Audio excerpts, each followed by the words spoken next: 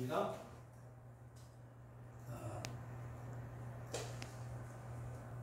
따라해볼까요? 행복한, 유익한, 보람된.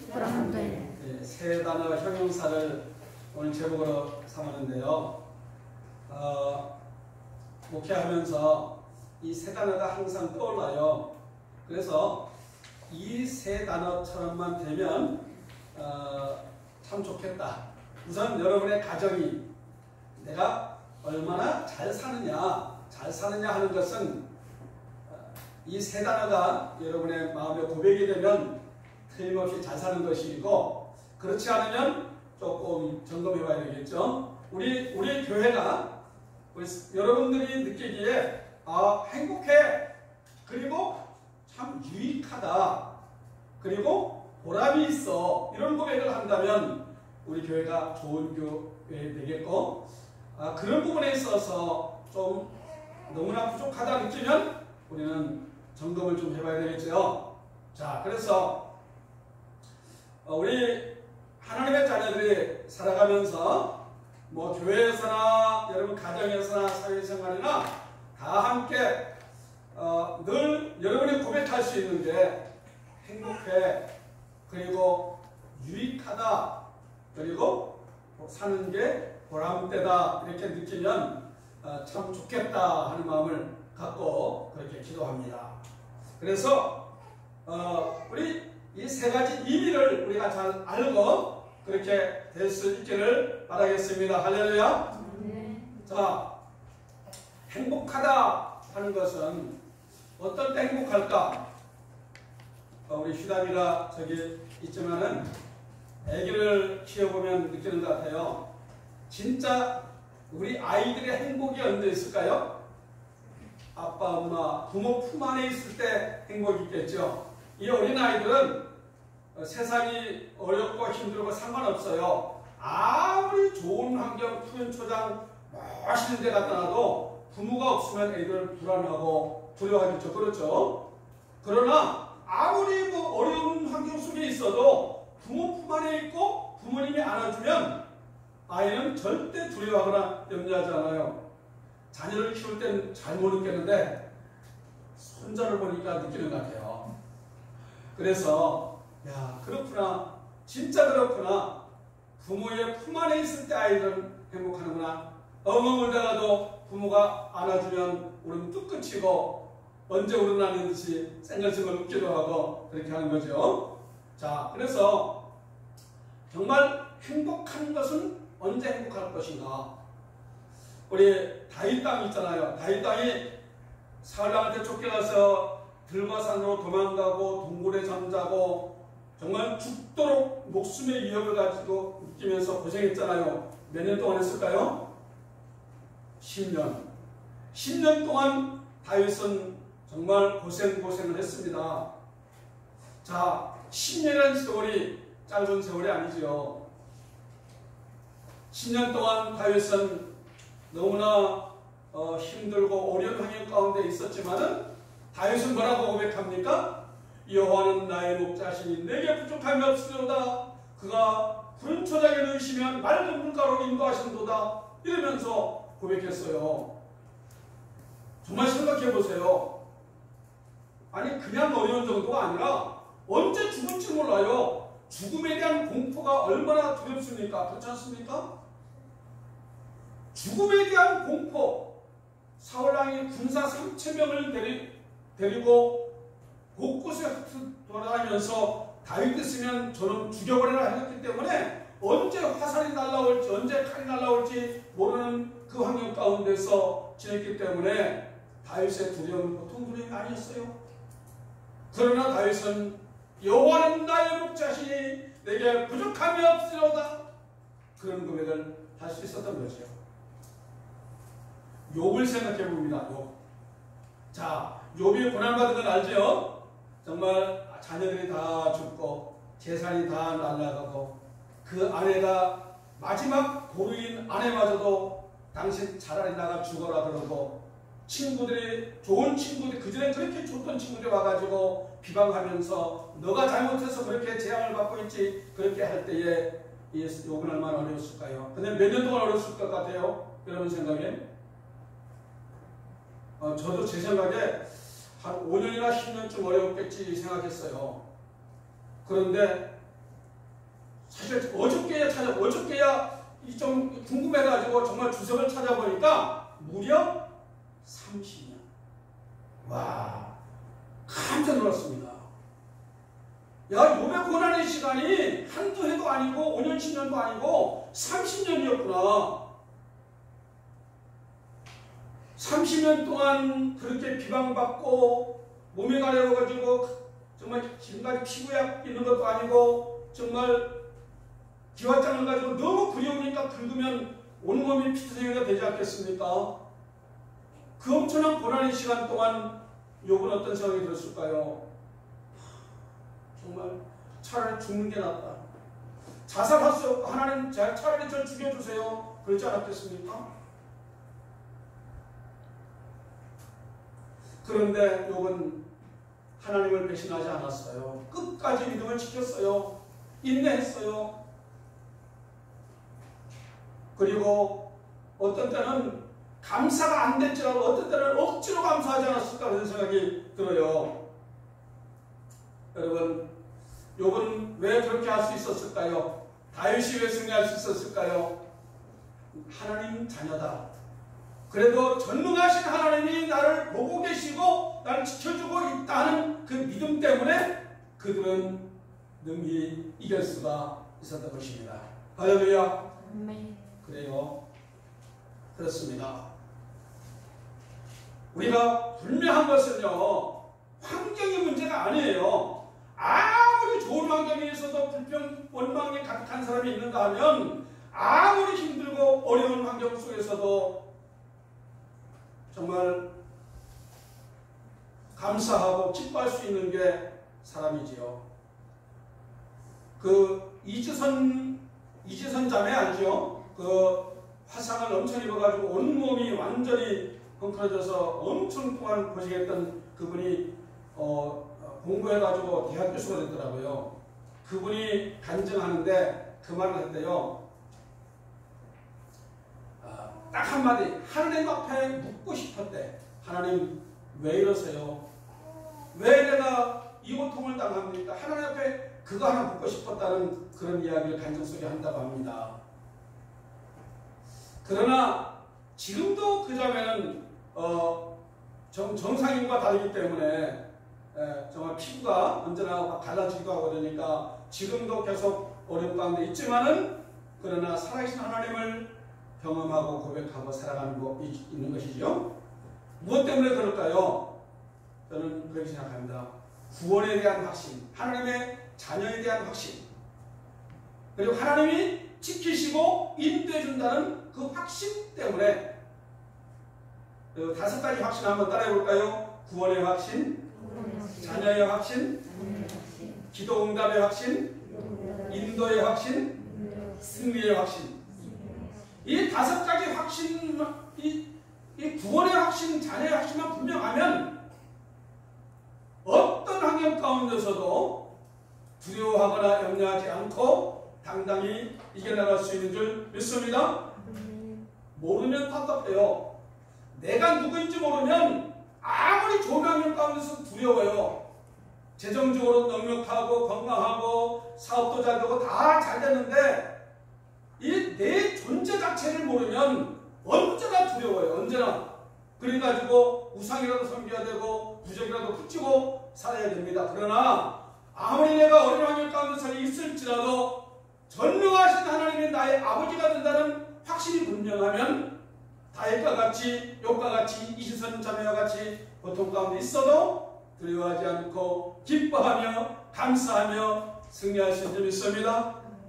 저도 참 어려웠던 시간들이 있었을 때 하나님을 아버지라 부를 수 있다는 게 얼마나 감사한지 근래에도 이런 고백을 많이 해봅니다. 어떤 때는 중국에서 거의 1시간 가까이 아버지라고만 부른 적도 있는 것 같아요. 아버지, 아버지. 영접하는 자, 그를 믿는 자에게 하나님의 자녀가 되는 권세를 주셨다고 했는데 하나님을 아버지라 부를 수 있다니 구약시대에 수많은 선지자나 대단한 분들이 있어도 아버지라고 못 불렀잖아요. 하나님을 감히 신성모독이라고 생각했기 때문에. 근데 예수님이 가르쳐 주셨어요. 예수님이 하나님을 아버지라고 부르면서 너희의 아버지야, 아버지라고 불러도 돼. 우리는 하나님을 아빠라고 부를 수 있습니다. 따라해볼까요? 아버지, 아빠. 여러분이 힘들고 어려울 때에 하나님 앞에 아버지 부를 때에 하나님이 응답하는 없는 것 같고 잠잠한 것 같아도 하나님이 다 보고 계십니다. 하나님이 듣고 계세요. 여러분의 시험소리를 듣고 계시고 여러분의 형편을 알고 계시고 우리의 갈 길 하나님은 다 알고 계세요. 할렐루야. 그러므로 이 확신한 사람은 어떤 환경 가운데서도 기뻐하고 감사하고 당당하게 정말 충만한 그런 삶을 살아갈 수가 있는 것입니다. 여러분, 날마다 그래서 주님 안에 오늘 거한다. 우리 4절까지 볼까요? 우리 요한복음 15장 4절. 내 안에 거하라. 나도 너희 안에 거하리라. 이 거해야 되는 거하다. 최고의 행복은 뭐예요? 환경 조건이 아니고 주님 안에 거할 때 행복이 있습니다. 따라해봅시다. 주님 안에 거할 때 참 행복이 있습니다. 믿습니까? 그래요. 주님 안에만 있으면 환경이 문제가 없어요. 나를 힘들게 하고 속상하게 만드는 환경이나 사람들이 있어도 주님 안에만 있으면 의미 없어요. 주님 안에 있는다는 게 뭡니까? 가지, 포도나무에 가지가 붙어 있어야 된다고 했죠? 예수님 안에 내가 붙어 있어야 돼. 붙어 있으면 영양분과 물을 다 순간순간 공급받잖아요. 그래서 우리는 억지로 어떤 때는요, 하기 싫어도 매일 성경 읽어야 돼요. 매일 기도하시래요. 시간은 좀 짧아도 괜찮아. 시간이 없으면 5분, 10분 하더라도 매일 성경을 억지라도 읽어야 돼요. 억지라도 거해야 돼요. 어쩌면 좀 귀찮게 느낄 것 같아. 어떤 사람들은 그냥 나는 교회 다니고 있어. 어떤 분은 전도 관련된 교회 다녔었거든요. 나 하나님 믿거든요. 그런데 교회는 좀 싫어요. 그러면 성경 읽고 있습니까? 기도하고 있습니까? 아, 나 다 알고 있어요. 옛날에 다 왕년에 읽어봤어요. 이런 분들이 있어. 그거 하진 않아요. 그러면 본인은 뭘 우리는 느껴져요. 영적으로 메말라 있어요. 삭막해 있어요. 마치 여기 나무, 꽃이 있는데 다 잘렸잖아요? 지금은 싱싱하게 보이는 것 같아도 이제 조금 있으면 다 시들고 버려집니다. 주님 안에 거하지 않으면 어떤 사람도요, 생생하게 영적으로 자랄 수가 없어요. 다 메말라서 언젠가 나중에 합니다. 지나가 보면, 지금은 모르는데 지나보면 그 인생이 별거 아니고 허물어진다는 것을 알게 될 거예요. 주님 안에 거하는 게 너무나 중요합니다. 어떤 때는 귀찮은 것 같고, 어떤 때는 별거 아니 같아도, 어떤 때는 이해가 안 될 때도 있어도 주님 안에 거하는 자녀가 되기를 축복합니다. 그러면 반드시 시간이 지나보면 나옵니다. 여호와는 나의 목자시니. 주님 안에 거하는 우리가 되기를 축복합니다. 그래요. 아버지를 하나님 아버지 사랑합니다. 이 찬양 아버지 이름 부르다가 아버지 찬양합니다 하다가 참 그런 시간이 참 좋더라고요. 그래서 그렇구나. 저한테도 고난의 시간이 정말 종종 있었기도 했지만은 그러나 아버지께서 지켜주셨기 때문에 이제는 막 보여요. 하나님께서 환경적으로 좋은 것들을 막 보여주고 계시고 그래서 얼마나 감사하고 기쁜지 몰라요. 그러나 언제나 그런 것만 아니라 그래서 우리 인생은요, 우리 사계절이 있는 것처럼 모든 환경이 있습니다. 자, 우리 봄, 여름, 가을, 겨울이 있는데 우리 지금 여름처럼 싹이 나고 꽃이 피고 푸르른 그런 여름이 있지만은 이파리 다 떨어지고 앙상한 겨울이 있잖아요. 겨울 되면 나무 가지나무가 다 죽은 것 같지만은 죽진 않았죠? 죽은 것 같은 매서운 북서풍이 불어가지고 죽은 것 같은 그런 모습 가운데 있을 때가 있습니다. 그러나 우리 나무를 잘라보면 나이테가 있잖아요. 나이테는 뭡니까? 나이테가 있다는 것은 고통의 시간이 있었다는 거예요. 네? 봄, 여름 같은 겨울이 있었지만은 정말 영양분을 받지 못하고 찌들는 것 같은 그러한 메마른 가을과 겨울이 있었다는 증거가 나이테잖아요. 그래서 그 나무가 자라갑니다. 우리 인생도 그래요. 언제나 봄, 여름만 있는 게 아닙니다. 그래서 우리 동사님이 처음에 주신 말씀, 북풍아 일어나라 남풍아 오라, 다 있습니다.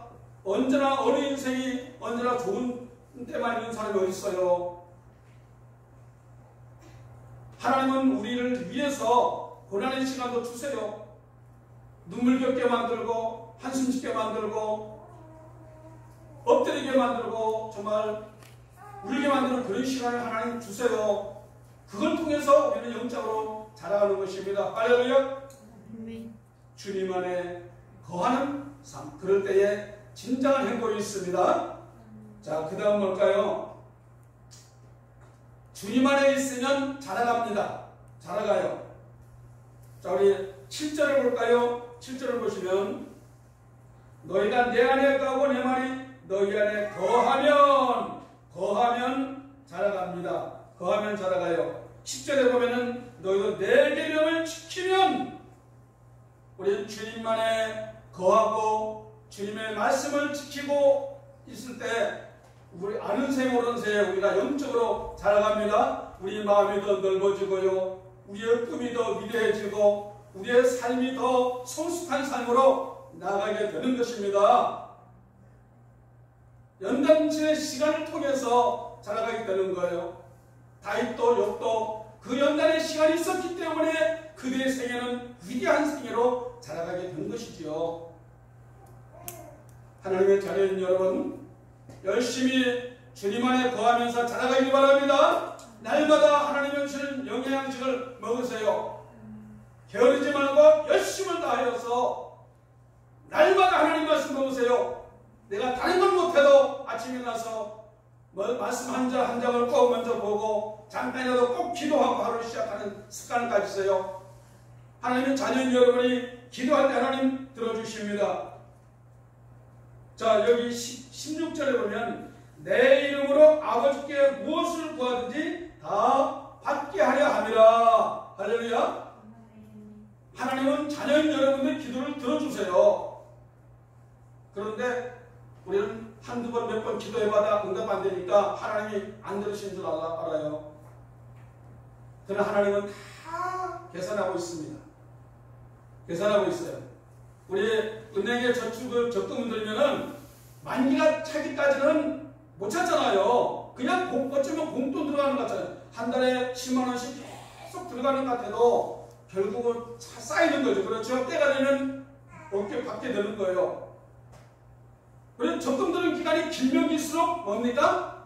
받는 게 더 많죠. 그렇죠? 똑같아요. 우리가 하나님 앞에 인내하고 기도하고 눈물 뿌리고 정말 엎드리는 시간이 많으면 우리 힘들게 느낄지 모르지만은 그만큼 받는 게 많은 줄 믿습니다. 할렐루야. 하나님은 다 듣고 계시고 하나님은 하나님의 때를 다 바라보고 있는 것입니다. 절대 공짜가 없어요. 여러분, 기도하는 걸 게을리하지 마세요. 계속적으로 하나님이 듣고 계시는 것을 분명히 확신하고 계속적으로 주님 앞에 끊임없이 기도하세요. 여러분의 가족의 구원을 위해서, 여러분의 꿈을 위해서 기도하시길 축복합니다.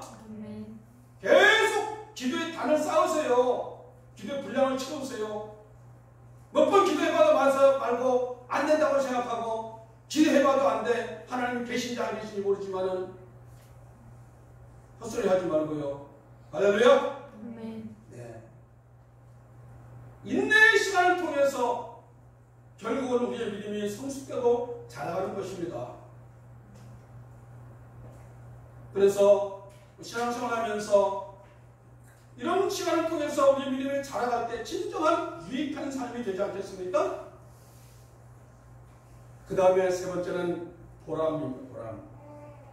자, 오늘 말씀해 보니까 8절에 너희가 열매를 많이 맺으면 내 아버지께서 영광을 받으실 것이다 말씀하고 있어요.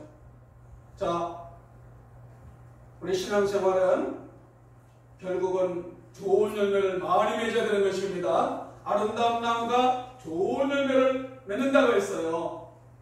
그래서 여러분 주님 안에 온전히 날마다 거하고 주님 안에서 여러분의 성령 공부도 열심히 참여하고 날마다 기도하면서 여러분 믿음과 역량을 키워가기 바랍니다. 어차피 큰 나무로 자라가야 돼요. 여러분이 인생에 고난이 없으면요 자라가지 못해요. 자라가지 못해. 조그만 나무밖에 안 돼요. 볼품없는 나무밖에. 그런데 저도 믿음 생활 해보니까요 고난이 있을 때 우리 마음이 넓어집니다. 하나님을 더 깊이 만나게 되고요. 그래서 에베소 말씀처럼 우리의 사랑의 넓이와 깊이와 높이와 깊이가 땀을 깨달아서 우리 믿음의 큰 나무로 자라가게 되는 줄 믿습니다. 그러면 나중에 알아요. 내 믿음의 나무가 큰 만큼 많은 열매가 맺히게 됩니다. 이런 열매 저런 열매. 물질의 열매도 맺게 되고 가정의 평안 열매도 맺고 자녀가 잘된 열매도 맺게 되고 정말 모든 열매를 맺히게 되는 거예요. 그렇게 되기까지는 큰 나무로 자라가야 돼. 내 마음이 아주 작은 마음 돼가지고 나밖에 모르고 이기적이고 그래가지고 복받게 다 해봐야 그걸 받아봐야 그거 얼마 되지도 않아요. 그래서 큰 나무로 자라가기 바랍니다. 좋은 열매를 많이 맺을 걸 기대하면서 믿음으로 자라가기 바랍니다. 자랄 만큼 열매를 맺게 되는 것입니다. 그래서 어떤 열매일까요? 자, 우리 10절 10절 내가 아버지 계명을 지켜 그의 사랑 안에 거하는 것 같이 너희도 내 계명을 지키면 내 사랑 안에 거하리라. 우리 12절 같이 읽겠습니다. 12절 내 계명은 내 본래는 너희를 사랑하는 것 같이 너희도 서로 사랑하라. 자, 어떤 열매요? 사랑의 열매입니다. 결국은 열매는 사랑의 열매예요. 사랑은 뭐 하는 거? 주는 거. 그렇죠? 사랑은 받는 사랑보다 주는 사랑이 진짜 사랑이죠. 그 헤르만 헤세라고 유명한 소설가 아시죠? 데미안이라는 책을 쓴 이분은 신실한 그리스도인입니다. 이분이 쓴 동화에 이런 동화가 있어요. 제가 오래전에 읽은 적이 있는데 지금도 감동적이어서 생각이 납니다. 어떤 여자분이 아기를 임신했어요. 아들 임신했어요.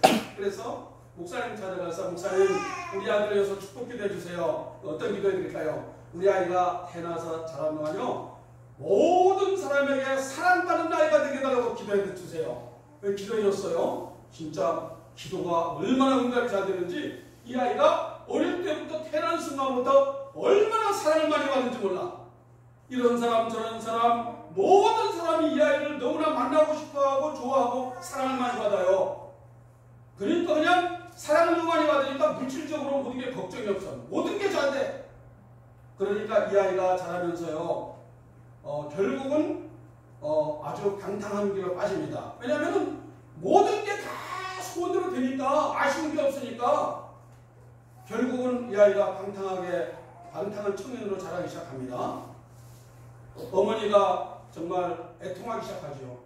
아니 이 아이가 사랑만이 받는 건 좋은데 그러다 보니까 너무 거만하고 많은 여인들이 막 따라오니까 막 여인들하고 막 잘못된 음탕한 악에 살고 그러면서 이 아들이 나중에 너무 이렇게 사랑을 많이 받지만 너무 허무한 거예요. 그래서 막 자살하려고까지 합니다.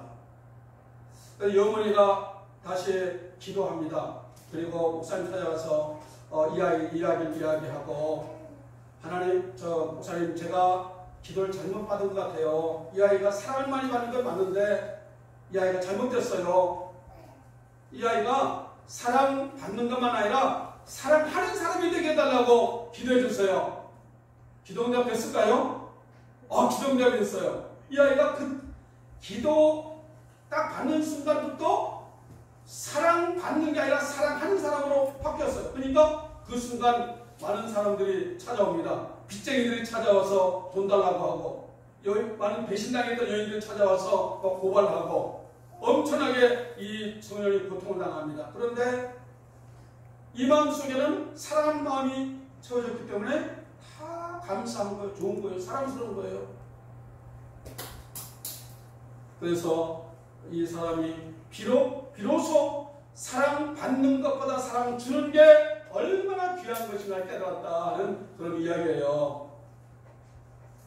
그렇죠? 그렇습니다. 사랑받는 것 대단한 것 같지만 별거 아니에요. 받는 것은요. 자, 여러분 어떤 때 행복할까요? 하루 행복하려면 어떻게 하면 될까요? 하루 행복하려면 어떤 사람이 그렇게 썼더라고. 목욕탕 갔다 오면 하루 행복하대. 그리고 이발소나 미장원 갔다 오면 하루 행복하대요. 기분이 상쾌하고. 하루 효과가 하루밖에 안 돼. 일주일 행복하려면 어떻게 하면 될까요? 일주일. 새 옷을 사면 일주일 행복하대요. 새 옷. 그럼 한 달 행복하려면 한 달. 땅이나 집을 사면 한 달 행복하대요. 한 달 동안은. 좋아. 한 달 효과가 한 달밖에 안 난대요.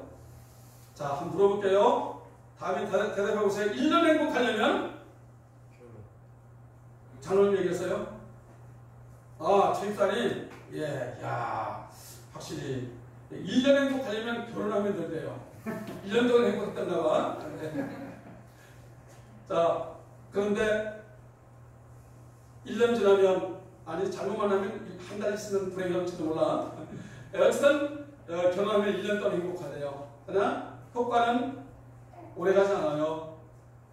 그런데 주면 내가 받을 거 쌓아놓을 때는 행복이 잠깐이지만 순간적이지만 내가 줄 때는 계속 행복이 지속되는 일이 있습니다. 내가 과거에 조금 주었던 그것이 계속 행복으로 남아요. 내가 누구를 도와주고 섬기고 사랑한 거 크고 작은 것들이 행복이 되는 것입니다. 제가 신학교 다닐 때 인천에 있는 교회 장로님, 집사님, 권사님 이런 분들이 저한테 신학생이라고 용돈 주더라고요. 10,000원, 20,000원 당시에. 굉장히 감사하고 기분이 좋았는데 그때뿐이에요 사실은. 그런데 제가 지하철 타고 가다가 지하도에서 정말 구걸하는 사람이 있을 때에 100원, 200원, 500원 이렇게 동전을 주면요. 그 행복이 더 커요. 10,000원, 20,000원 받은 것보다 500원 주면 더 행복하다니까. 받는 행복보다 주는 행복이 더 큰 걸 믿습니다. 그러므로 우리는 주는 행복을 알아야 주는 행복. 여러분, 우리가 주는 행복을 알고 무엇보다 사랑하는 사람, 여러분 사랑하는 사람이 되기 바랍니다.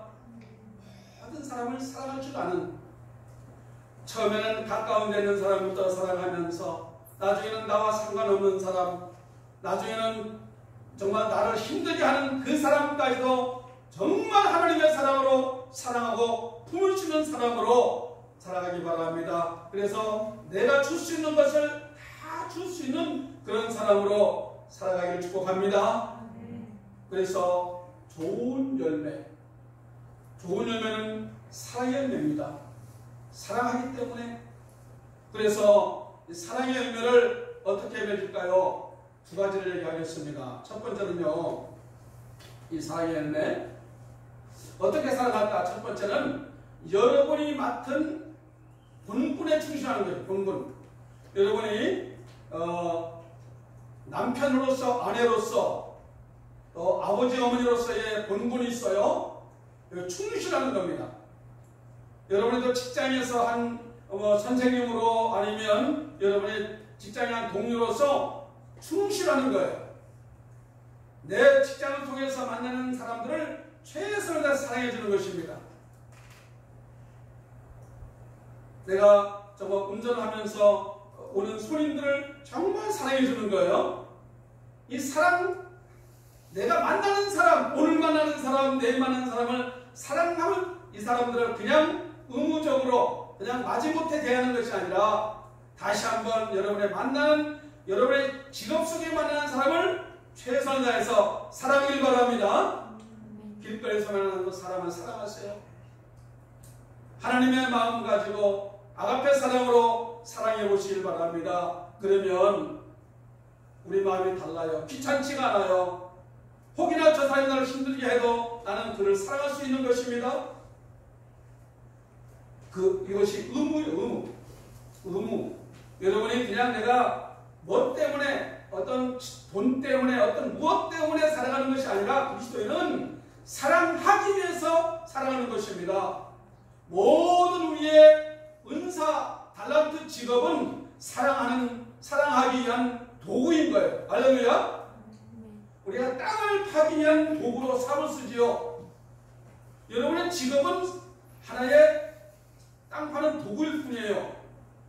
땅 파는 건 뭐예요? 판다는 것은 사랑의 도구.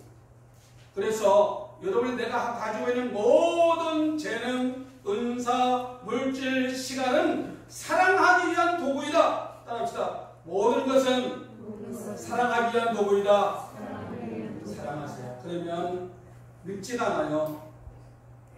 미운 사람이 있어도 주님의 사랑으로 사랑하면 늙지가 않고요. 오래 감사할 수 있습니다. 사랑하면 얼마든지 원수도 변화가 될 수가 있습니다. 그리고 더 나아가서 자 여러분, 의무를 초월한 사랑, 내 직업 속에서 내 만난 속에서에만 사랑이 아니라 울타리를 넘어서서 나는 그냥 지나쳐도 되는 그런 사람들, 그 사람들을 찾아갈 수 있는 사랑, 그런 사랑으로 우리가 성장해 나가야 할 줄 믿습니다. 그래서 앞으로 우리 교회가 정말 적극적인 사랑, 우리 주변에 많은 사람들 그냥 우리가 관심 없이 그냥 지나가도 그냥 내 직업 속에서 내 삶 속에서 의무한 자리로 되긴 돼요, 사실은. 그러나 그를 뛰어넘는 의무를 초월한 사랑을 할 수 있는 우리가 되기를 축복합니다. 그러면 아름다운 역사, 좋은 역사가 있게 되는 것입니다.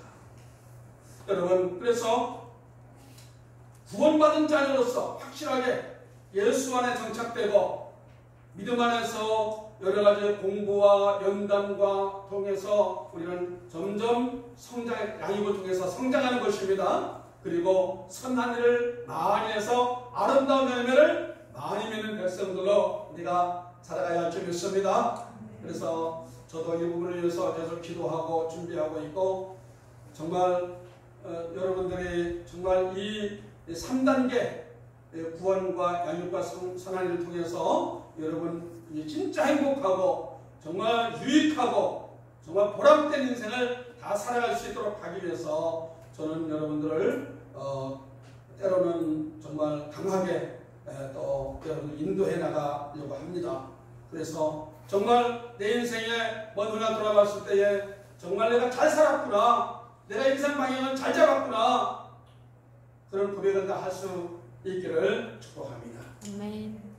그래서 우리 교회도 진짜 참 동산의 교회에 오면 행복해 만나고 싶어, 그리고 참 유익하다, 우리 교회를 통해서 우리 가정이 점점 좋아지고 내 인생이 좋아지고 있구나, 그리고 선한 일을 많이 하면서 신앙생활에 참 보람돼, 내가 교회 안 나왔으면 할 수 없는 거, 그냥 내 마음 편안하면 되는 게 아니라 진정한 보람이 뭡니까? 이웃을 사랑하고 섬길 수 있었던 선행의 열매가 맺어질 때에 진정한 보람이 있지 않겠습니까? 우리 그런 교회로 나갈 수 있기를 축복합니다. 우리 함께 만들어 가십시다. 따라합시다. 다시. 행복한 유익한 보람된 공동체가 됩시다. 잠깐 기도합시다. 네, 만져주시고요. 이쪽은 이거 합시다. 자, 우리 잠깐 한번 기도하십시다. 하나님 아버지, 진실로 우리의 삶이 진정한 행복과 유익함과 보람을 향해서 나가기 원합니다. 사랑하기 원합니다. 온전히 주님 안에 있어서 믿음으로 잘 살아가기 원합니다. 우리 잠시 기도하십니다. 우리 고백하며 번단하면서 기도하십니다. 하나님 아버지 감사합니다. 하나님 아버지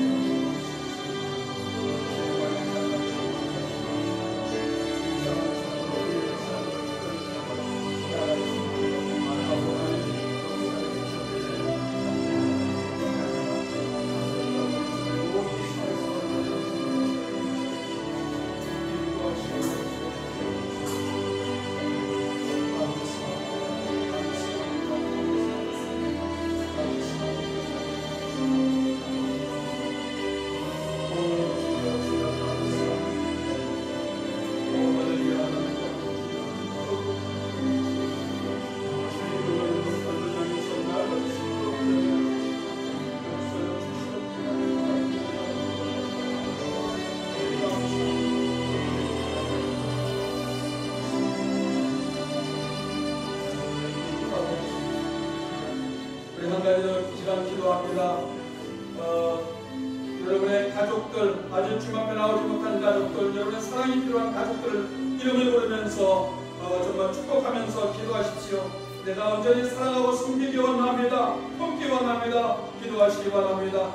그리고 우리 최은희 집사님 위해서 계속 승리하고 계속 좋아질 수 있도록 기도하시고, 우리 이춘삼 성도님도 이제 병원에서 투원해서 지내 계신데 하나님께서 만져주시고 회복시켜 주시옵소서. 우리 두 사람을 위해서 특별히 기도하시고 여러분의 가족을 위해서 기도하시겠습니다. 기도합니다. 이름 부르면서 기도합니다. 할렐루야. 하나님 아버지 감사합니다. 하나님 아버지 감사합니다. 하나님 아버지 기뻐하여 주옵소서. 하나님 아버지 기뻐하여 주시고 주여 주여 감사합니다. 사랑하는 분이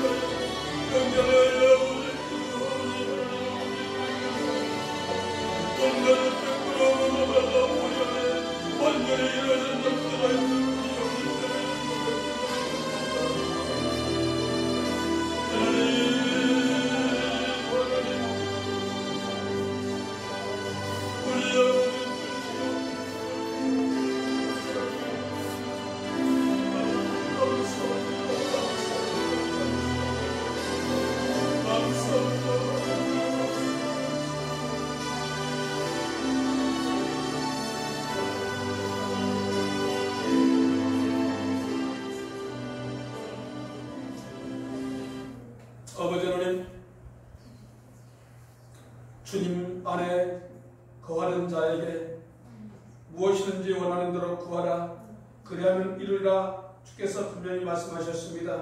내 이름으로 아버지께 무엇을 구하든지 다 받게 하려 함이라. 우리 아버지는 사는 자녀들에게 좋은 것을 주기를 원하십니다. 얼마든지 넘치게 주실 수 있으신 아버지십니다. 그러나 시간이 있습니다. 하나님의 시간이 있습니다.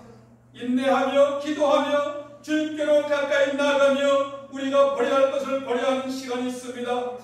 그러나 정말 우리가 그 주님이 허락하신 시간을 오직 인내하며 믿음으로 주님 안에 거함으로 승리하게 붙잡아 주시옵기를 간절히 원하며 반드시 아름다운 열매로 풍성한 역사의 기적을 경험하는 주의 자녀들이 다 될 수 있도록 주여 주시옵기를 간절히 원합니다. 사랑하는 남편, 사랑하는 아내, 사랑하는 자녀, 사랑하는 부모님, 사랑하는 형제들 아버지 위하여 기도할 때에 반드시 하나님의 시간에 놀라운 축복과 기적의 역사로 인도할 줄 믿습니다. 주여 원하는 날이 우리 2022년 올해 안에 온 가정에 100% 복음마다 이루어질 수 있도록 우리 하나님께서 주여 주시고 가족이 함께 모여 예배드리며 찬양하며 주님의 영광을 선포하는 가정이 다 될 수 있도록 주여 은총을 허락하여 주시옵소서. 진정으로 우리가 함께 협력하며 행복한 공동체, 유익한 공동체, 어렵던 공동체를 함께 만들어가게 하여 주옵소서. 예수님의 이름으로 축복하며 기도하옵나이다. 아멘.